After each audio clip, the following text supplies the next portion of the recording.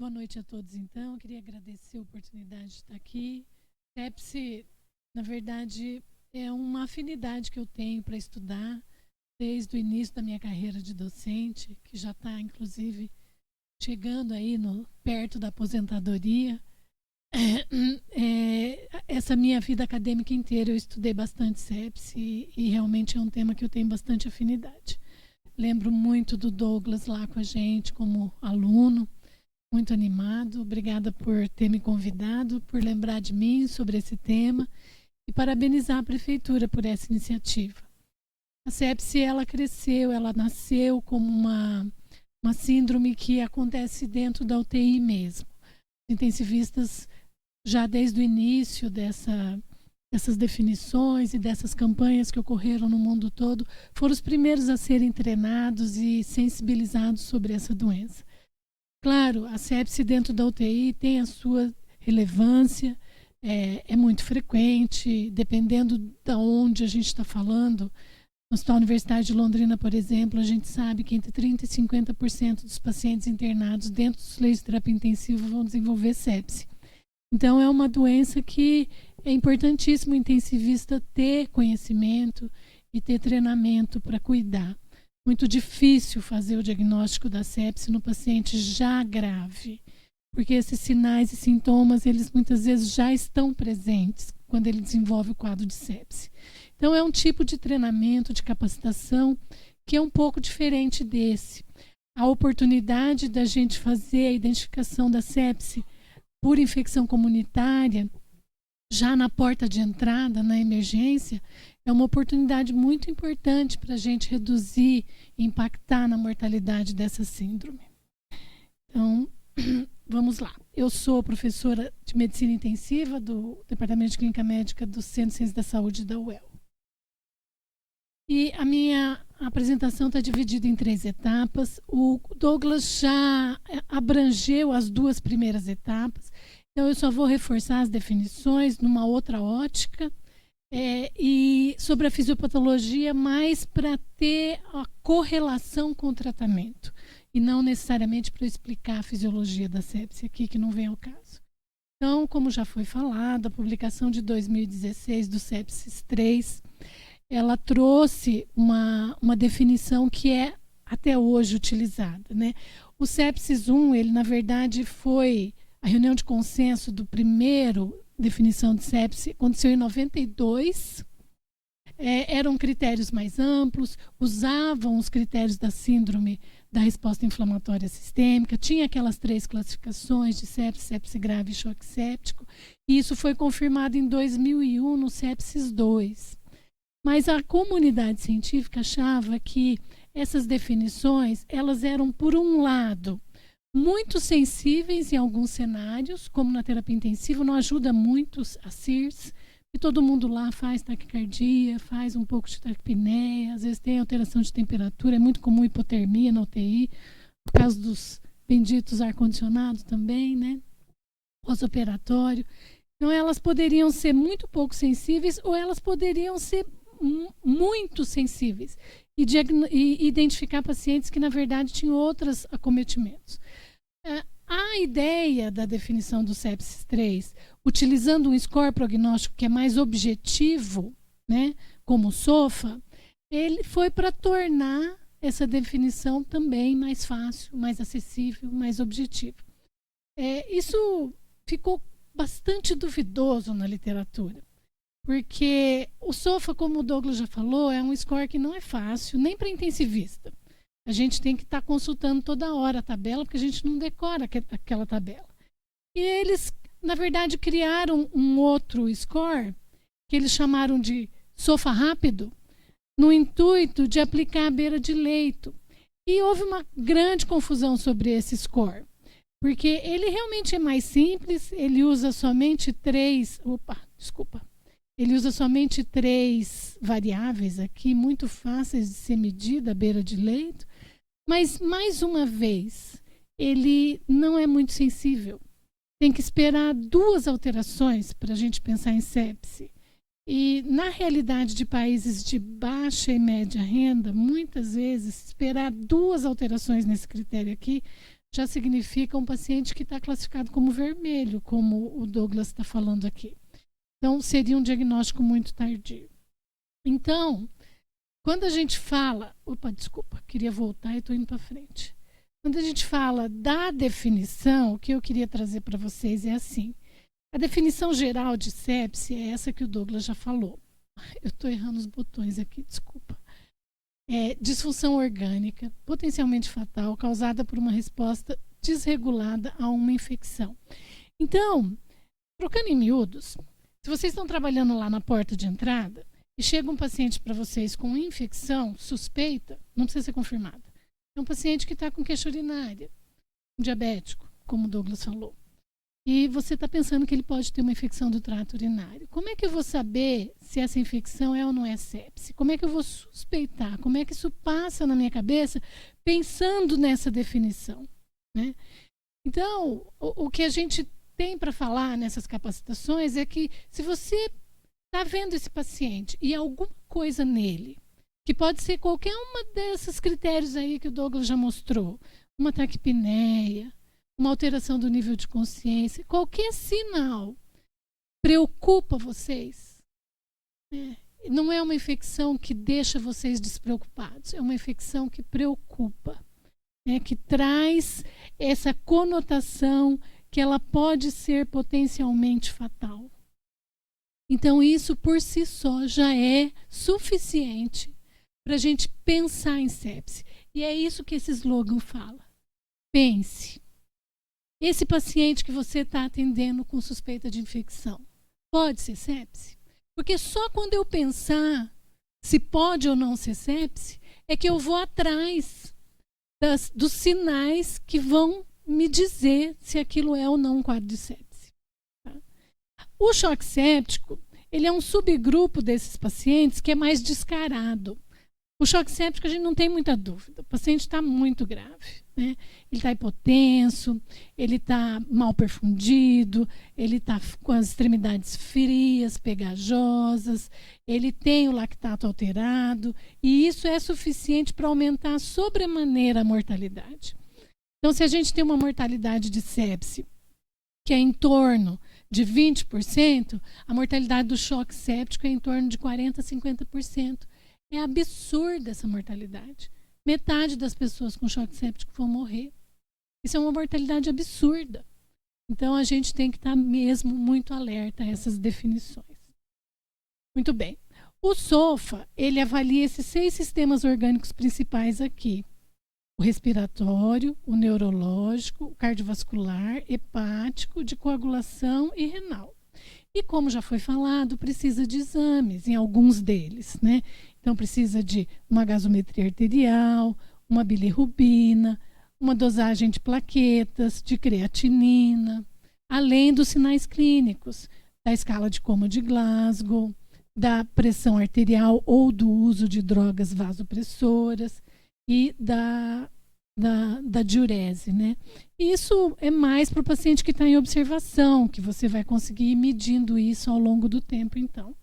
Mas aí ele vai pontuar, né? Ele pontua de 0 a 4 para cada um desses sistemas orgânicos.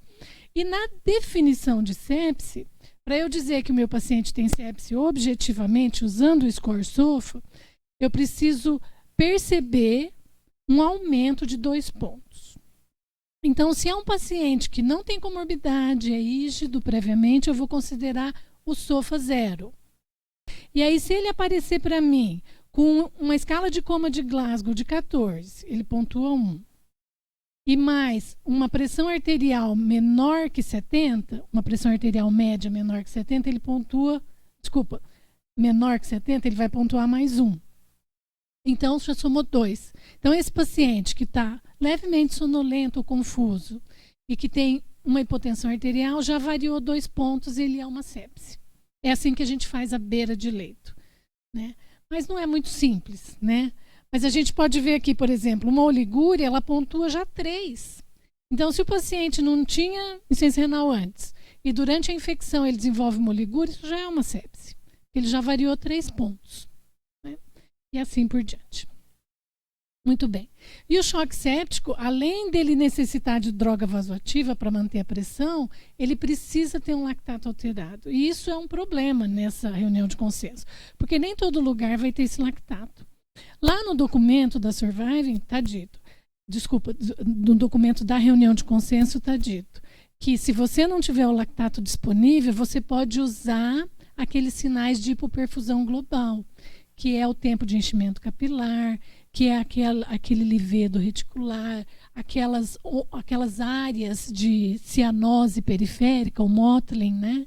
Então, você também pode substituir por isso. Se ele tiver hipotensão com um desses sinais, aí o diagnóstico é choque séptico.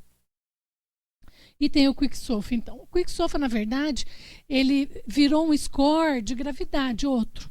Ele é um SOFA simplificado. Então, se vocês quiserem, lá onde vocês trabalham, usar o Quick-SOFA para fazer algum tipo de discriminação dos pacientes, ele é muito bom para identificar o paciente que tem um grande potencial de complicar. Ou ele vai precisar de UTI, ou ele vai precisar de uma internação prolongada, ou ele vai ter uma mortalidade muito elevada. Por qualquer motivo.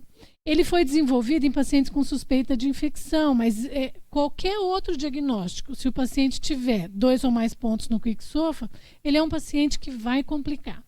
Então, não dá para mandar esse paciente embora para casa. Ele precisa ficar em observação.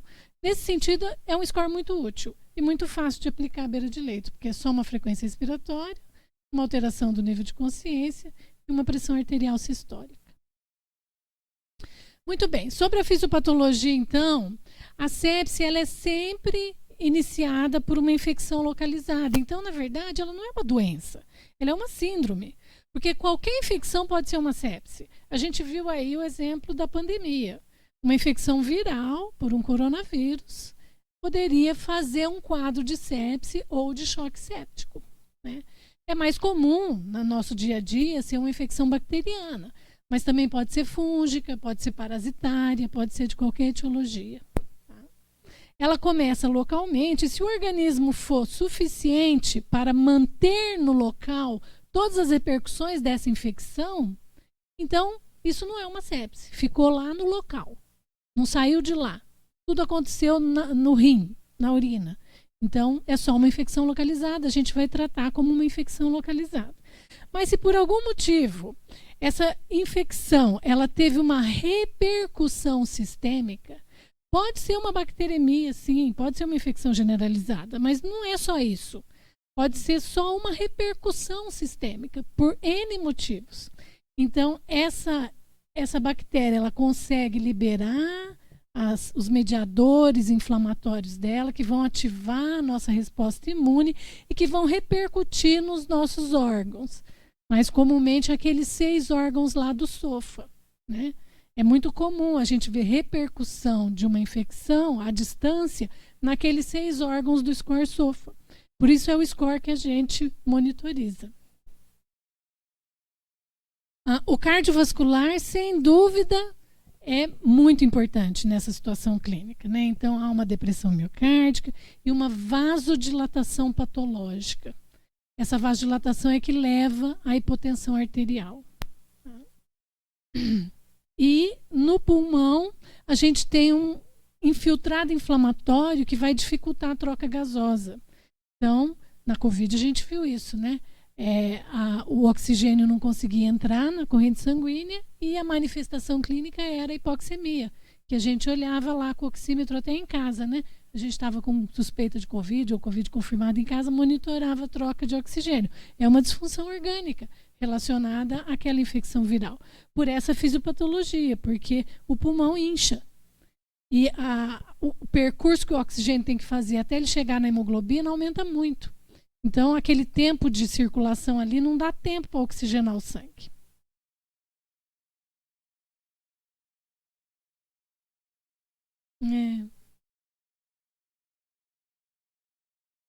Você quer passar? Voltou. E não só a cascata inflamatória é envolvida no quadro de sepsia, a de coagulação também. A gente já teve uma medicação para tratar exclusivamente isso no quadro de sepsia, mas infelizmente a medicação não conseguiu atingir aí o mercado e permanecer no mercado. Mas na Covid a gente viu isso, né? A Covid era uma sepse que fazia uma coagulação muito importante, né? Uma coagulação intravascular disseminada e fazia fenômenos tromboembólicos com muita frequência. Os pacientes frequentemente faziam tromboembolismo pulmonar ou trombose de outros locais, né? Isso foi muito comum na nossa pandemia. E sempre tem um slide desse quando a gente fala de fisiopatologia da sepse, né? Porque são várias células que são envolvidas e são vários mediadores inflamatórios que são envolvidos. Isso aqui é para entender que cada um desses mediadores inflamatórios aí já foi testado como tratamento da sepse. E inibir um deles, ou mais de um deles, não é a solução. Até hoje a gente não encontrou essa solução para o tratamento. Porque parece que quando essa infecção ela não fica mais localizada lá na urina e ela tem essa repercussão sistêmica, o dano da reação inflamatória é maior para o nosso organismo do que para o micro-organismo que está atacando a gente. E talvez fosse interessante imunomodular essa reação inflamatória para ver se reduz os danos, né, as disfunções orgânicas. Mais uma vez, na pandemia, a gente viu isso, né?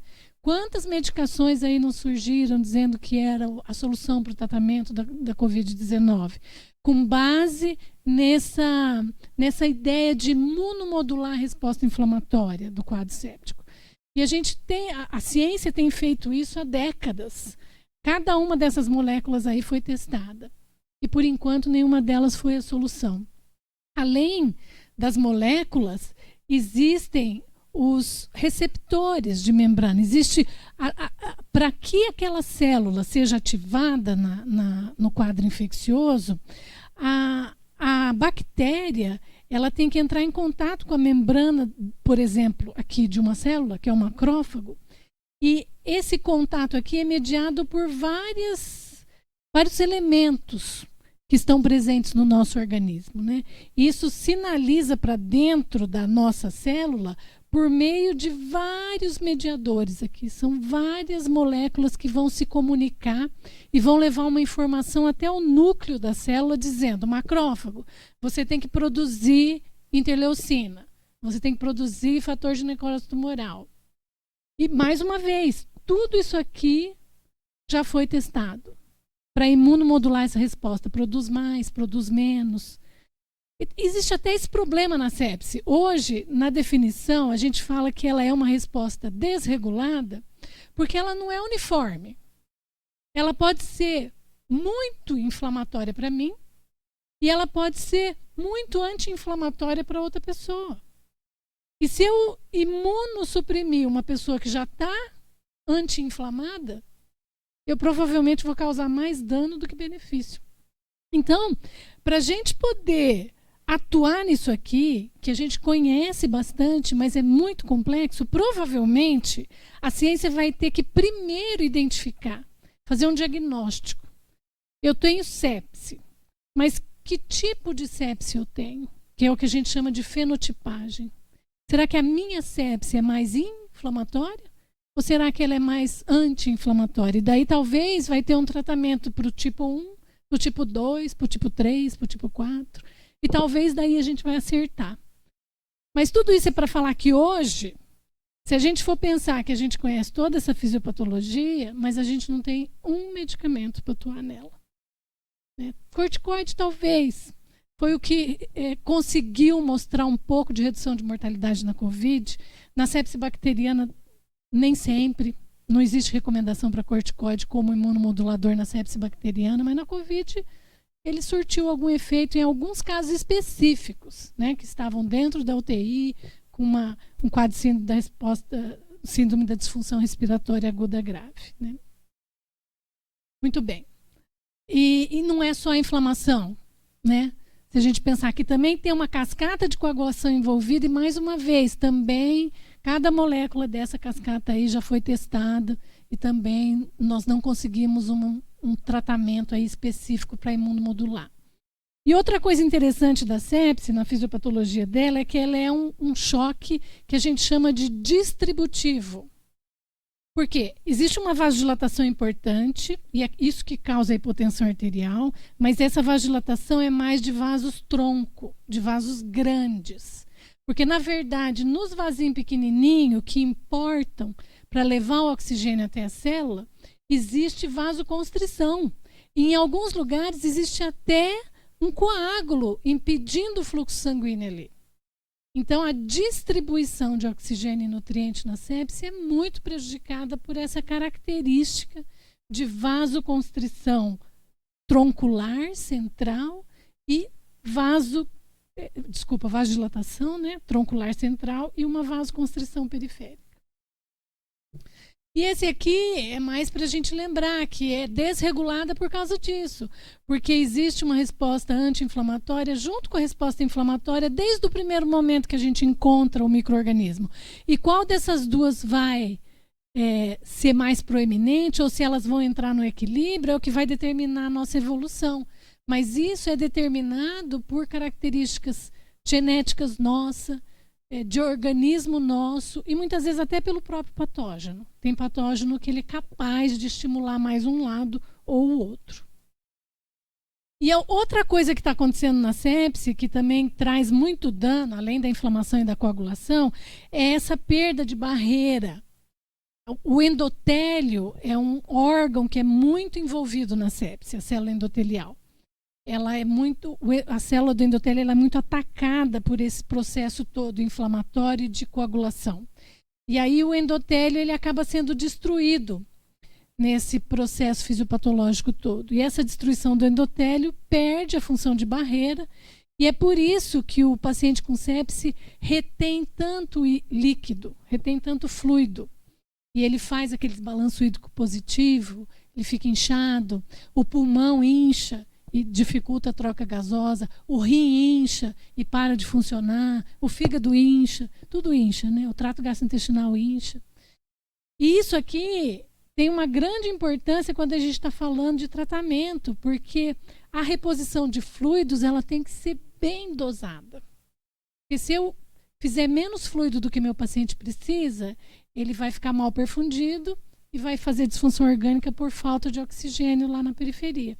Mas se eu fizer fluido a mais do que ele precisa, esse fluido vai extravasar ali, naquele lugar que não tem barreira, e vai piorar a disfunção orgânica do meu paciente. Então, isso tem uma grande repercussão para o tratamento.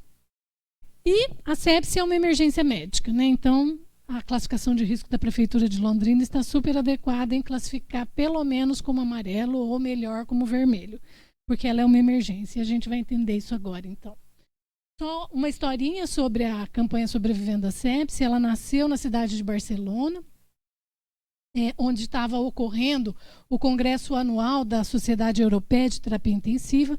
Lá nessa cidade, em 2002, foi publicada uma carta que ficou conhecida como Declaração de Barcelona, porque no final da década de 90 e começo dos anos aí do nosso milênio, né, do milênio 2000, surgiram algumas publicações na literatura mostrando algumas coisas que faziam diferença para reduzir mortalidade em sepse. Então, a comunidade de intensivistas decidiu reunir essas informações num documento, publicar uma diretriz para auxiliar o mundo todo a tratar essa síndrome de uma forma mais eficiente, com redução de mortalidade.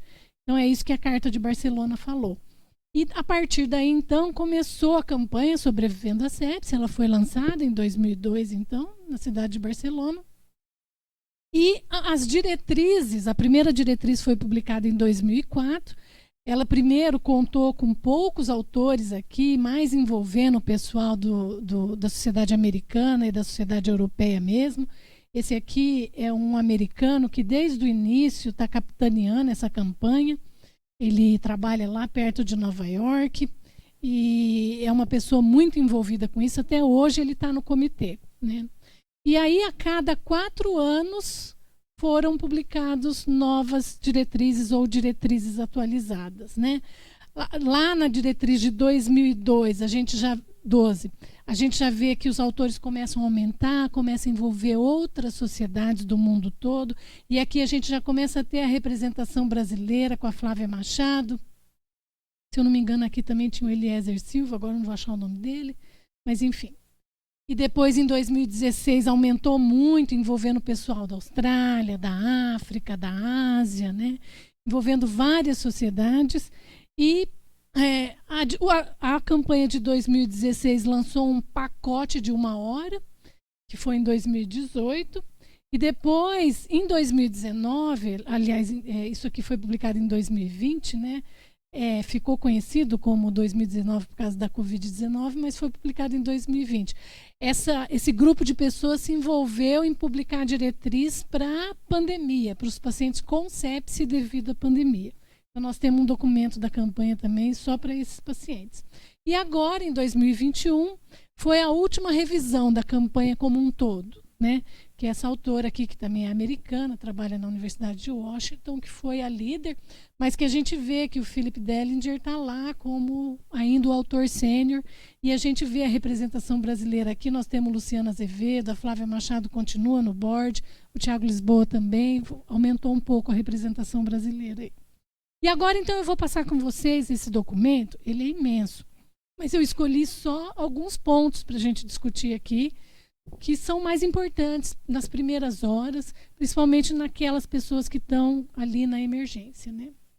Então, uma das primeiras coisas que esse documento fala é isso que a Prefeitura de Londrina está fazendo, que nas instituições de saúde é necessário criar protocolos institucionais para fazer busca dos pacientes com sepse, né? É o nosso lema. Pense, pode ser sepse?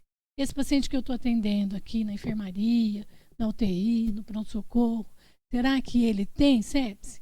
Então, programas de melhoria, de preferência com os POPs, né, com os procedimentos operacionais padrão, e que tenham algum indicador de qualidade para a gente medir, para a gente ver se está dando certo ou se não está dando certo, o que a gente precisa melhorar. Então, são os farejadores de sepse. Essa capacitação basicamente é para isso, é para a gente começar a farejar a sepse, né? E como é que a gente fareja a sepse? Desse jeito aí que o Douglas já falou, né? A gente pode farejar pelos sinais de inflamação, que são esses scores aqui, pode adotar o SIRS, o NILS, o MILS, o QuickSOFA. O QuickSOFA é mais disfunção orgânica, na verdade. Você pode farejar pela infecção ou pela disfunção orgânica. O mais sensível, o que a gente consegue pegar mais rápido, assim, mais cedo, é farejar pela inflamação, né? Um desses critérios aqui, tá? E daí tem alguns exemplos, né? A SIRS, o Douglas já falou o que é, né? Essas aqui são os critérios de SIRS e disfunção orgânica do segundo consenso de sepse. Isso aqui é um exemplo, né, de um que o Willas coloca lá no site, do que seriam as disfunções orgânicas ou sinais de alerta que a gente deve procurar no nosso paciente à beira de leito, para que a gente pense se aquele paciente com infecção suspeita pode ou não estar desenvolvendo um quadro de sepse. Muito bem. Depois que eu farejei e que eu suspeitei de sepse, a minha primeira atitude, então, é dar antibiótico terapia. Algum antimicrobiano, né? Se for bactéria é um antibiótico, se for fungo é um antifúngico, se for vírus é um antiviral, se for disponível para aquela etiologia viral. Mas esse é o mais importante. Então, aqui a campanha fala que, preferencialmente, a gente deve iniciar esse antimicrobiano dentro da primeira hora da suspeita de sepse. Como eu disse lá naquela parte de fisiopatologia, aquela resposta toda está sendo montada. Quando a gente detecta a sepse, a gente tem que pensar que aquilo já está acontecendo há algumas horas no paciente. Porque as bactérias são... Eu estou falando bactéria porque é o mais comum, tá? Mas as bactérias são silenciosas. Elas entram no nosso corpo, elas não vão dando alarde logo de início. Elas primeiro se agrupam, criam uma colônia, cresce, cresce, cresce. E a hora que elas têm uma quantidade, né, um inóculo significativo para causar o quadro de infecção, é que elas vão se manifestar. É que o organismo vai perceber. Então, quando o organismo percebe, já é algumas horas que ela está ali colonizando e fazendo algum estrago. E depois que o organismo percebe, monta a resposta inflamatória para combater aquela bactéria, vai mais algumas horas para que aquelas citocinas sejam produzidas e para que a gente perceba isso. Pela taquicardia, pela taquipneia, pela febre e assim por diante. Então, quando a gente percebe, já é um quadro de algumas horas. E quando a gente percebe suspeita, eu concluí que pode sim ser sepse. A partir daquele momento é uma emergência. E sendo uma emergência, eu devo iniciar o antimicrobiano na primeira hora. Tá? Isso vem dessa publicação de 2006. Esse autor é um autor canadense que ele mostrou duas coisas muito interessantes. A primeira é que nos pacientes com hipotensão arterial e infecção, não é bem um choque séptico, mas é uma sepse grave, é uma sepse que tem uma repercussão mensurável ali. A pressão arterial estava baixa. A partir do primeiro momento que eu vi essa hipotensão arterial, ele começou a medir. Tá? Foi o tempo zero dele, é o momento da hipotensão arterial no paciente com suspeita de infecção. E ele percebeu que o início do antimicrobiano na primeira hora é ali em torno de 10%, que inicia na primeira hora, na nossa rotina, na nossa prática do dia a dia. Né? Para atingir metade dos pacientes com antimicrobiano, foi mais ou menos aqui umas 8, 9 horas. E para atingir 100% dos pacientes que receberam a primeira dose do antimicrobiano, foram 36 horas. Essa era a prática no Canadá nesse ano. Ele conseguiu mensurar isso. E a mortalidade é um espelho disso, olha. Porque a taxa de sobrevida, aqui é sobrevida, né? Esses poucos pacientes aqui que receberam antibiótico na primeira hora, eles sobreviveram 80%. Mas aqueles pacientes que receberam com 36 horas, eles não sobreviveram nem 10%. Então, ele demonstrou que o tempo para iniciar o antimicrobiano é fundamental para o prognóstico do nosso paciente. Por isso, a recomendação de que quando eu penso, e pode ser sepse, eu devo me esforçar para fazer o antimicrobiano na primeira hora. Isso ficou assim durante todas as versões da campanha até agora. Tá? Mas nós temos um problema. Muitas vezes a gente pensa que é uma infecção e a gente faz o antimicrobiano na primeira hora, que está certo. Mas lá ali na frente, daqui a algumas horas, eu vejo que não era bem isso. Era uma pancreatite que não está infectada, ou é um trauma que não está infectado, ou é infarto, que eu não percebi que era um infarto e a taquicardia era por causa do infarto. E aí eu descarto a infecção e eu usei o antimicrobiano. E muitas vezes esse antimicrobiano não era nem suspenso. E começou a fazer reação alérgica, infecção secundária por Clostridium difficile, ou pressão de resistência aos antimicrobianos. E a gente passou a ter muitas bactérias multiresistentes. Por causa disso, nessa versão de 2021, essa é a novidade do tempo para o antibiótico. Tá? Então, a gente sabe que o paciente com suspeita de infecção, que eu tenho uma infecção provável, o provável é mais certeza do que o possível. Então, assim, eu tenho uma história mais típica, eu ainda não tenho o resultado do exame, mas está meio que na cara, né? Ele está com tosse, está com catarro purulento, ele teve febre, é uma infecção provável. Eu não fiz o raio-x ainda, mas é provável que tenha infecção ali. Nesse paciente, você deve fazer antimicrobiano na primeira hora. Seja ele tenha ou não choque, não importa. Ainda é uma emergência, eu pensei, é uma infecção provável, eu pensei em sepse, eu devo fazer antimicrobiano na primeira hora.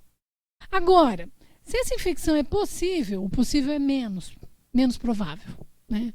Possível assim, eu não sei, ele tem febre, mas ele também é coronariano, pode ser um infarto, eu não tenho certeza, não tem nenhum outro sinal, sem foco definido. Né? Nesses casos, se o teu paciente tiver choque, faça o antimicrobiano. Porque esse cara, ele tem metade de chance de morrer. Não dá para brincar. Então, você faça o antimicrobiano e você acelere a tua investigação diagnóstica. Se depois você concluir que não era, suspende. Mas você faça na primeira hora. Porque o cara com choque, com hipotensão arterial, ele vai se beneficiar da antibiótico terapia mais precoce. É aquele trabalho do Anand Kumar.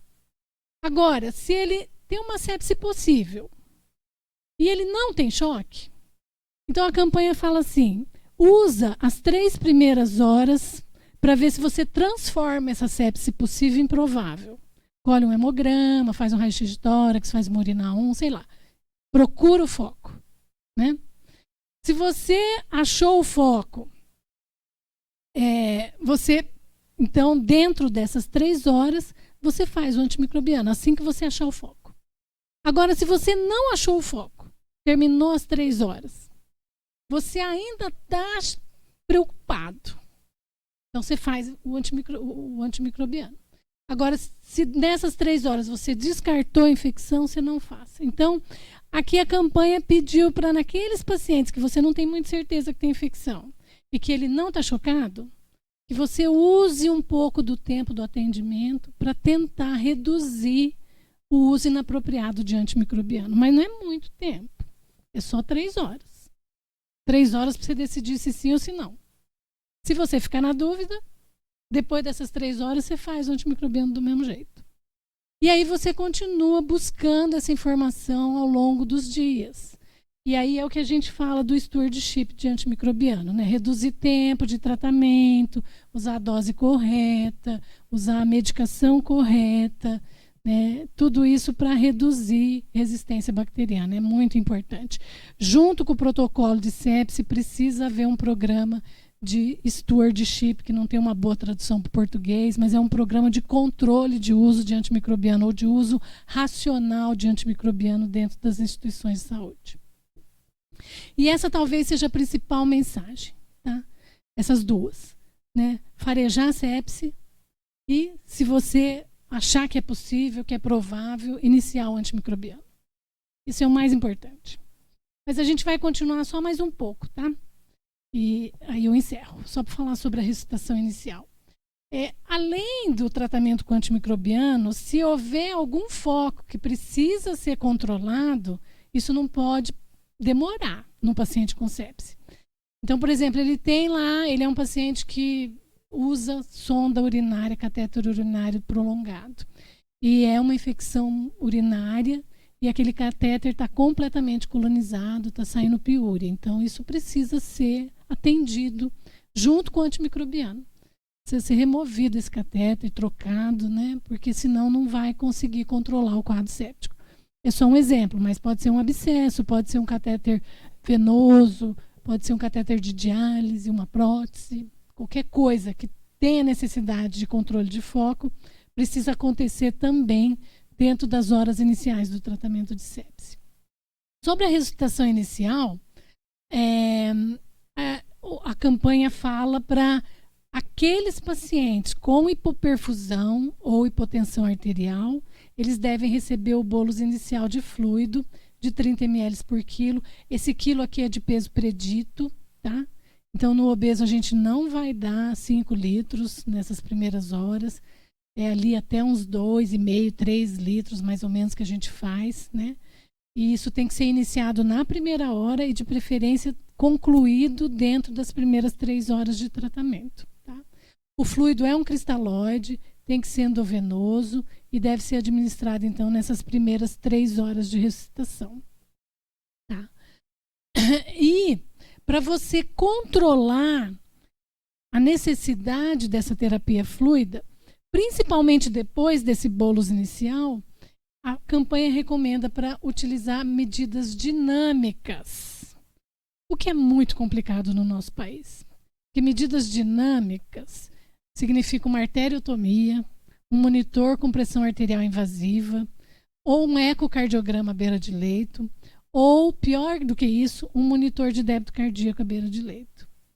Nem nas UTIs brasileiras tem tudo isso em todas as UTIs, que dirá nas nossas emergências. Então, aqui a mensagem para uma capacitação da pessoa que está lá na porta, na emergência, a gente faz o bolo de 30 ml por quilo dentro das primeiras horas, desde que não haja nenhum sinal de congestão pulmonar, é bem seguro fazer, tá? a maior parte dos pacientes, mas a partir daí a gente vai com mais cuidado. É só isso. Vai com mais cuidado, usa o exame físico, usa a oximetria. No primeiro sinal de hipoxemia, porque deve estar havendo congestão pulmonar.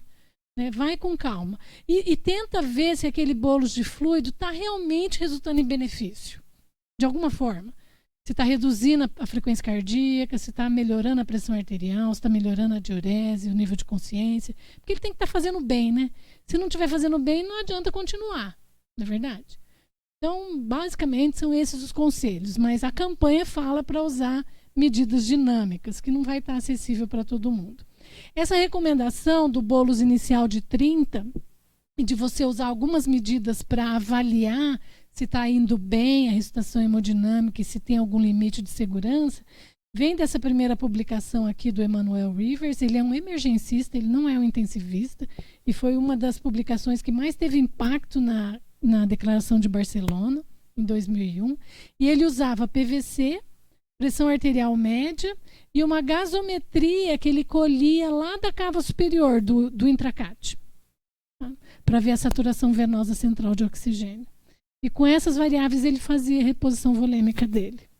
Mas hoje a gente sabe, ele conseguiu uma redução de mortalidade importantíssima na época. E hoje 3 estudos na Inglaterra, nos Estados Unidos, na Austrália e Nova Zelândia compararam esse protocolo que ficou conhecido como protocolo do Rivers com o tratamento habitual que a gente tem hoje, né, 20 anos depois. As publicações aqui são de 15 anos depois, né, de 2014. Um pouco menos de 15 anos. E percebemos que tanto faz usar aquelas variáveis lá do Rivers ou outras variáveis que estão disponíveis na emergência, desde que essa ressuscitação seja feita com algum protocolo de cuidado, não faz diferença na mortalidade. Então, por isso que a campanha hoje não recomenda mais exatamente as variáveis do Rivers, mas sim usar algum tipo de variável para você medir primeiro se a reposição volêmica está surtindo um efeito positivo, daí você continua, e se não tem algum limite de segurança que preocupa, né? Que a maior preocupação é congestão pulmonar e hipoxemia. Pelo menos nessa fase inicial. Então, essas são as variáveis, né? O EGDT eu já falei, ele usava diurese também. E as dinâmicas é o delta da pressão de pulso, a variação do volume sistólico, ou a medida de alguma variável de contratilidade ou de fluxo pelo ecocardiograma. A elevação passiva das pernas, ela parece ser fácil, mas não é. É uma manobra super difícil que exige uma medida de débito cardíaco bem fidedigna. Então, veja, tudo isso muito difícil para implantar numa UPA, né, numa emergência, até dentro de uma UTI. Mas também, por exemplo, o tempo de enchimento capilar. Também é uma variável de perfusão que você pode guiar a tua reposição com fluidos. Tá? O tempo de enchimento capilar vem dessa publicação do Glenn Hernandes, que é um chileno, que estuda bastante choque. Ele conseguiu demonstrar que nos pacientes com choque, se eles forem ressuscitados se guiando pelo lactato ou pelo tempo de enchimento capilar, o desfecho é muito semelhante, né? Mas com cuidado, né? O tempo de enchimento capilar que ele fez não é só chegar na beira do leito, dar uma apertadinha assim, dar uma olhadinha e falar tá bom, né? Não foi bem isso que ele fez. Ele usou uma placa de vidro transparente num determinado dedo em todos os pacientes. Ele aplicou a pressão por pelo menos 10 segundos para deixar bem sem fluxo mesmo aquela superfície, e depois ele cronometrou, ele usou um cronômetro para medir o reenchimento capilar. Então tem um POP para isso, né? Bem padronizado, e se você fizer nesse formato bem padronizado, é possível que você consiga guiar a sua reposição volêmica por uma metodologia tão sem custo e tão simples à beira do leito. É trabalhosa, mas ela é sem custo. E é simples de capacitar, né? Não é tão complicado de fazer o treinamento. Muito bem. A gente usa fluido cristalóide, tá? De preferência balanceado. Albumina só para paciente que está recebendo muito volume. A albumina é caríssimo no nosso país, a gente praticamente não usa, né? Amido está contraindicado, era um coloide sintético que a gente tinha e hoje não usa mais, né? E gelatina também contraindicado, que era outro coloide sintético. Isso vem dessas publicações, desde 2004 também. Tanto faz usar albumina ou salina, os pacientes vão sobreviver do mesmo jeito, só que a salina custa 100 vezes mais barato do que a albumina, né? O amido, ele não interfere muito na mortalidade, mas ele aumenta a insuficiência renal aguda e necessidade de diálise, o que é muito ruim, aumenta custo e sofrimento dos pacientes, então ficou proscrito. E esse estudo aqui mostrou que provavelmente o cristalóide balanceado teria um sinal aqui de um melhor desfecho nos pacientes graves, né? É um desfecho combinado aqui de insuficiência renal aguda e mortalidade em 30 dias, e é para qualquer paciente grave, não é só para sepse. Então, eles compararam vários cristalóides balanceados, o Ringer lactato, o Plasma Light, vários contra a salina, que é o soro fisiológico a 0,9%, né? E mostrou que talvez teria um sinal para redução de mortalidade. O nosso estudo brasileiro aqui, o BASICS, mostrou que isso não é verdade. Tá? Desculpa. Esse aqui ainda é o estudo anterior, é o SMART, mostrando que talvez na sepse fosse melhor ainda. Talvez os pacientes com sepse beneficiassem mais ainda do cristalóide balanceado. Por isso que na campanha ele dá preferência ao balanceado, né? A usar o Ringer lactato ao invés do soro fisiológico. Mas o nosso BASICS aqui, que foi publicado o ano passado, mostrou que comparar Plasma Light, que é a melhor solução balanceada que existe no mercado, com solução salina nos pacientes graves, aqui não é só sepse também, é paciente grave, não tem diferença. Esse estudo aqui só mostrou que para o trauma de crânio, a salina é melhor. Para todos os outros cenários clínicos, não faz diferença. Mas para o trauma de crânio, a gente não deve usar Ringer lactato, a gente deve usar salina. E de fluidos é isso, então. São cristalóides, balanceado talvez, é o que está na campanha de 2021, mas ainda tem a dúvida, então, se for salina que vocês têm, usa salina, porque parece que não faz diferença. Tá? E faz aqueles 30 ml por quilo e a partir daí vai com mais calma. Né? Tenta monitorar com alguma coisa. Se tiver variável dinâmica no teu serviço, você vai estar dentro da recomendação da campanha. Se não tiver, só vai com mais calma. E as drogas vasoativas. Então, a gente fez o bolos e a PA não recuperou. É um paciente provavelmente com choque. Né? Então, a gente tem que iniciar o vasopressor na primeira hora. Antes, a gente tinha uma noção de que eu precisava completar a reposição volêmica primeiro para depois iniciar o vasopressor para poder melhorar a mortalidade do paciente. Isso caiu por terra. A gente sabe hoje que é mais importante atingir a PAM na primeira hora. Então, se você tem um paciente muito, muito hipotenso, tem uma PAM ali de 40, 45, você fez o primeiro bolos, não os 30 ml inteiro, mas o primeiro bolos de 500, não mexeu na pressão, você está dentro da primeira hora, já inicia o vasopressor. Tá? Posso iniciar periférico? Pode. Enquanto prepara o acesso central, não é o dia inteiro. É algumas horas. É só enquanto prepara. Por quê? Porque é importante atingir a PAM de 65 na primeira hora. Só por isso. Mas e se eu usar DOPA? Pode ser no periférico? Não, não pode. Nenhum vasopressor pode ser no periférico. Todos eles têm que ser no central. Tá? E a autorização para fazer no periférico é só nas primeiras horas. Só até preparar para fazer o acesso central. A primeira droga de escolha é a noradrenalina. E na sequência vai ser a vasopressina e a... Estou me dando bem com esse... a vasopressina e a epinefrina. Tá? Então, se você está com uma noradrenalina em dose alta ou crescente, e a dose alta aqui sugerida é até 0,5 micrograma por quilo por minuto, o que é pouquíssimo, viu, gente? No HU a gente usa 1 como trigger para adicionar o segundo vasopressor, mas a campanha sugere 0,5. Tá? Mas vai dar menos de 10 ml hora aqui, tá? Numa diluição normal. Aí você associa a vasopressina. E se você está com vasopressina já em dose máxima e a PAM não atingiu 65 ainda, aí você coloca o terceiro vasopressor, que é a epinefrina. Tá? não usar terlipressina e não usar dopamina. Dopamina não tem recomendação como vasopressor na sepse, tá? Ela só continua como uma droga cronotrópica, na verdade. Ela está no ACLS, na diretriz ali, no algoritmo de bradicardia.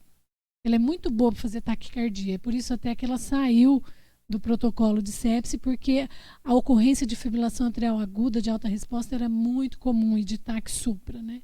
E isso piorava muito o prognóstico desses pacientes. Então, ela saiu da recomendação da campanha. Como terapia adicional, a gente pensa no inotrópico se eu já atingi minha pressão e eu percebo que esse paciente ainda está mal perfundido, ele não voltou a urinar, eu suspeito que ele tem uma contratilidade miocárdica muito reduzida, ele já tem uma reserva cardíaca prévia ruim, então eu vou usar um inotrópico para melhorar a contratilidade cardíaca dele. Esse inotrópico é a dobutamina, tá? É o que está recomendado. E não usar o levosimendan, tá bom? É a dobutamina como primeira escolha e contra o levosimendan. A gente não usa levosimendan na sepse. E se esse paciente está com altas doses de vasopressor, não responsivo, ainda mantendo o PA baixo, vasopressor crescente, já adicionou o segundo, pense em fazer reposição hormonal. O corticoide aqui, ele não é um imunomodulador para reação inflamatória. Ele entra no protocolo de manejo hemodinâmico. Esses pacientes muito frequentemente fazem uma disfunção adrenal, né? Eles não conseguem produzir corticoide suficiente para essa situação de estresse. Então, a gente tem que fazer uma reposição exógena do cortisol, do corticoide, para auxiliar no manejo hemodinâmico. Então, é dose baixa, 200 miligramas por dia, pode ser 50 a cada 6 horas, tá? E por pouco tempo. A recomendação da campanha é usar aí nos primeiros dias, na primeira semana no máximo, né? E já reduzir, conforme vai reduzindo o vasopressor, significa que a situação de disfunção adrenal já melhorou e a gente já pode ir retirando o corticoide junto com o vasopressor. Então, esse documento, gente, eu falei das principais coisas, né? Do antimicrobiano, da triagem, dos fluidos, do vasopressor, da reposição de corticoide, mas ele tem, na verdade, 93 recomendações, divididas entre esses itens aqui, e é um documento bem interessante para se ler. Hoje o ILAS, ele tem ele disponível em português, são essas tabelas que eu mostrei para você, ele já está totalmente traduzido para o português, né? Então, vale a pena ler. E como o Douglas falou, hoje é o Dia Mundial da Sepse, o dia 13 de setembro. E essa é a campanha desse ano do ILAS. O ILAS é o Instituto Latino-Americano da Sepse, né? A campanha desse ano, ela foca na reabilitação, né? Então, são 4 etapas que são muito importantes no tratamento da sepse. Até hoje, a campanha foi bem focada na prevenção, né? IRAS é uma grande etiologia de sepse, então prevenção de IRAS faz parte da campanha, né? No reconhecimento, que é o farejamento aí, pensar pode ser sepse, identificar precocemente, tratar, que foi isso que a gente repassou agora no documento da campanha, e agora esse ano a 4ª etapa, que é a reabilitação. Esses sobreviventes de sepse, eles muitas vezes têm histórias muito tristes para contar, né? Eles ficam com déficit cognitivo, têm dificuldade de voltar para o trabalho, tem o estresse pós-traumático, fica tudo com dificuldade de dormir, com problemas psicológicos, com dificuldades de relacionamento, ou muitas vezes fazem uma sequela física mesmo definitiva, precisou de fazer uma amputação, muito comum em meningococcemia, né? Relacionada à sepse, ou no caso da Covid, por exemplo, muitos desses pacientes ficaram com o pulmão bem prejudicado e se transformaram em pacientes, né, com doença pulmonar obstrutiva crônica que não tinham antes da Covid. Então, a reabilitação é a 4ª etapa e é muito importante também dentro dessa campanha. Eu convido vocês a entrarem lá no site do ILAS, lá tem bastante material, a gente vai ter várias programações aí de capacitação pelo Brasil, são gratuitas. Hoje estava tendo, desculpa, isso aqui é o o programa de stewardship, o programa de uso racional de antimicrobiano. Então, existe uma cartilha para isso lá, para obedecer essas 5 etapas aqui, né, fazer o diagnóstico precoce e correto, porque essa é uma grande mudança nessa campanha que foi lançada, né? A questão do tempo para o antibiótico, de você fazer antibiótico só naquele paciente que você realmente tem uma suspeita de infecção. Fazer o início rápido, prescrição otimizada, administração correta e descalonar e revisar diariamente para reduzir o tempo de tratamento ou até para retirar se você descartar o quadro de infecção. Além disso, o ILAS também lançou o Guia Prático de Terapia Antimicrobiana revisado para 2022. Todo esse material é gratuito lá, você baixa em PDF, tá? Tem cartazes em PDF. Então, por exemplo, lá tem um guia de terapia antimicrobiana que, por exemplo, um foco pulmonar de uma infecção comunitária, uma das opções aqui que o ILAS sugere é a ceftriaxona, que aqui na Prefeitura Municipal de Londrina tem disponível para uso dos pacientes na emergência. Na sepse, eu não falei, mas o antimicrobiano ele tem que ser endovenoso. A gente só vai usar antimicrobiano via oral para aquele paciente que não tem sepse. Então eu penso, pode ser sepse? Não, isso aí é só uma infecção urinária. Ótimo, então vai tratar com a receita com antimicrobiano oral, beleza. Mas não, essa infecção urinária aqui tem disfunção orgânica, isso aqui é uma sepse, não dá para ser oral. Tem que ser endovenoso. E daí tem esses guias aí de antibiótico terapia empírica inicial, que todas são endovenosas. Aqui na Prefeitura de Londrina tem o ceftriaxona, que, por exemplo, está recomendado tanto para o foco pulmonar quanto para o foco urinário, como primeira escolha, né? Em Londrina a gente também tem esse guia aqui que eu gosto muito, ele também é gratuito, é só digitar lá, Guia de Antibiótico Terapia da Unimed Londrina. Vocês encontram esse PDF facinho na internet, tá? E ele é um guia bem completo, tem várias páginas, tá? Eu trouxe aqui um exemplo, por exemplo, pneumonia no adulto, que é o foco mais frequente de sepse no adulto, né? Tem aqui os agentes etiológicos mais comuns. Até hoje continua sendo o Streptococcus pneumoniae mesmo, não mudou muito, né? Ele é o mais comum, até 60% dos casos, seguido pelo Haemophilus influenza e depois outros menos frequentes. Às vezes o vírus aumenta, né? Como aconteceu na Covid, né? Mas às vezes também agora no inverno pode ter aumentado por outro vírus qualquer, né? Uma influenza mesmo, né? E aí a gente tem aqui as tabelinhas de tratamento, né?